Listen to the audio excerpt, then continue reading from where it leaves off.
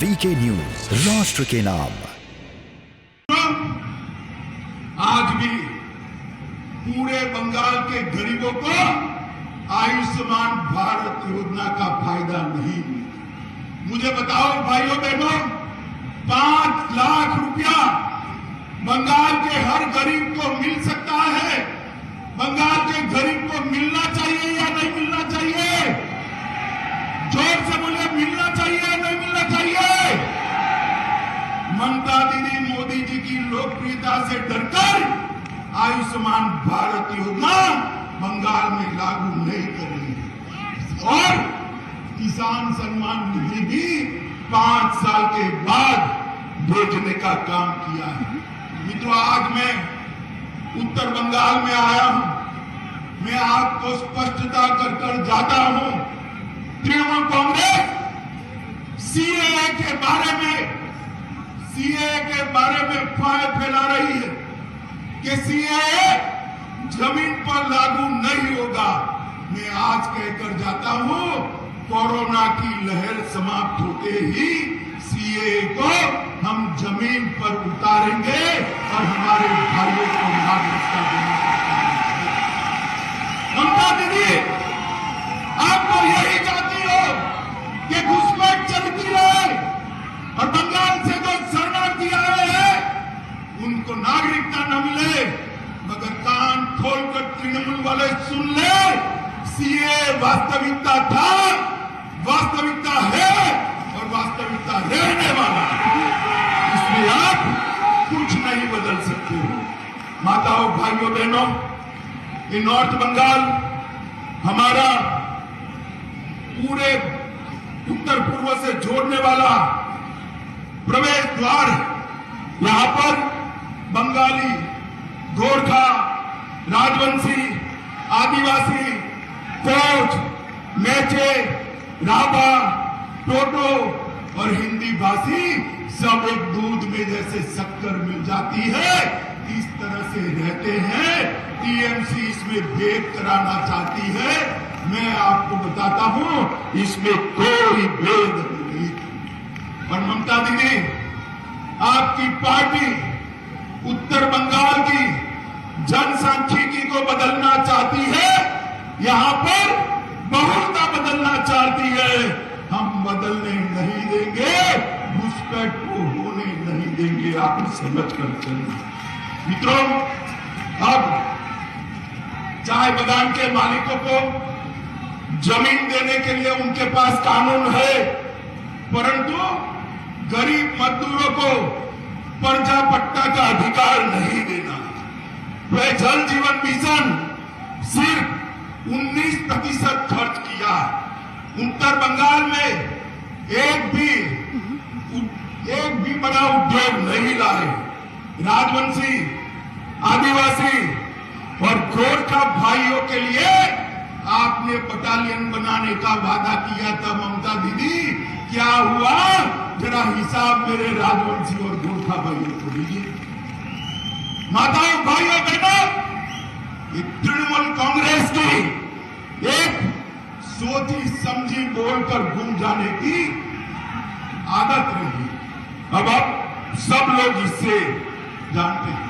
मोदी जी ने देश भर में 80 करोड़ लोगों को, मेरे साथ जोर से ताली बजाकर स्वागत करना, मोदी जी ने देश भर में 80 करोड़ लोगों को 2 साल से 5 किलो अनाज प्रति माह प्रति व्यक्ति फ्री ऑफ कॉस्ट। और ममता दीदी मोदी जी के भेजे हुए थैलों पर अपना फोटो चिपका रही है।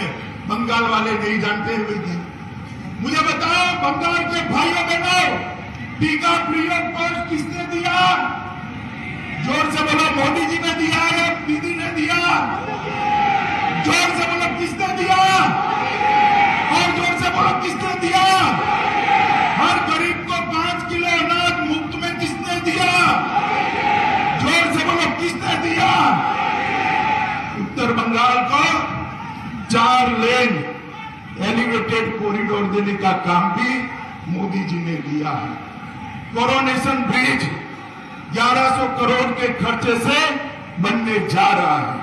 हवाई अड्डा को रखा। 1300 करोड़ के खर्चे से उसका आधुनिकीकरण हो रहा है। नेशनल हाईवे 10 को 800 करोड़ रुपए के खर्चे से नया बनाने का काम चल रहा है। गोरखपुर से सिलीगुड़ी तक ध्यान से सुनना, गोरखपुर से सिलीगुड़ी तक 30,000 करोड़ रुपया के खर्चे से 542 किलोमीटर का रोड बनने की शुरुआत हुई। सेवक रंगपुर रेल लाइन हमने शुरू किया है और इंटीग्रेटेड चेक पोस्ट भी बनाया है। मित्रों, न्यू जलपाईगुड़ी रेलवे स्टेशन का विकास 350 करोड़ रुपया से भारतीय जनता पार्टी की सरकार करने वाली है। और पूरे बंगाल में लगभग 4,000 करोड़ 4,400 किलोमीटर रेलवे 55,000 करोड़ के खर्चे से मोदी जी ने बनाना शुरू किया है। पर्यटन एक्टिविटी के लिए पर्वतमाला योजना के तहत ये राजू यहां बैठा है, राजू जोर से ताली बजाना, दार्जिलिंग को इसमें कवर कर दार्जिलिंग के पर्यटन को बढ़ावा देने की बात की। तो गोरखा भाइयों बहनों को भी दीदी हमेशा गुमराह करें। मैं आज मेरे गोरखा भाइयों बहनों को कहने आया हूं, अगर कोई एक पार्टी है जो गोरखाओं के हित में सोचती है तो केवल और केवल भारतीय जनता पार्टी। हमने कहा है कि संविधान की मर्यादाओं के तहत सारी समस्याओं का स्थायी राजनीतिक समाधान ढूंढ लिया जाए। दीदी, जीटीए चुनाव से गोरखाओं की समस्याओं का समाधान नहीं होने वाला है, आप समझ कर रखिए। माताओं, भाइयों, बहनों, मैं आज समग्र इस बड़ी रैली के माध्यम से इसके बाहर भी हजारों लोग रोड पर खड़े हैं।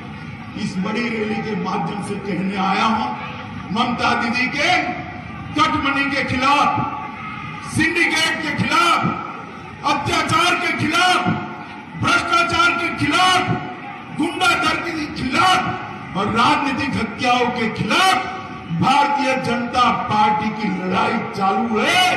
भारतीय जनता पार्टी तब तक चैन से नहीं बैठ सकती जब तक टीएमसी के अत्याचारी शासन को हम उखाड़ कर फेंक नहीं देते। भाइयों बहनों, 1 साल का मौका दिया था उनको, 1 साल का, सुधर जाइए, मगर नहीं सुधरे, 7वें आसमान पर रहते हैं। मैं उनको कहने आया हूं, अच्छों का मिजाज जनता बदल देती है भाई, ये लोकतंत्र है। बदल सकते हो या नहीं बदल सकते हो? आप जोर से बोलो, बदल सकते हो या नहीं बदल सकते हो?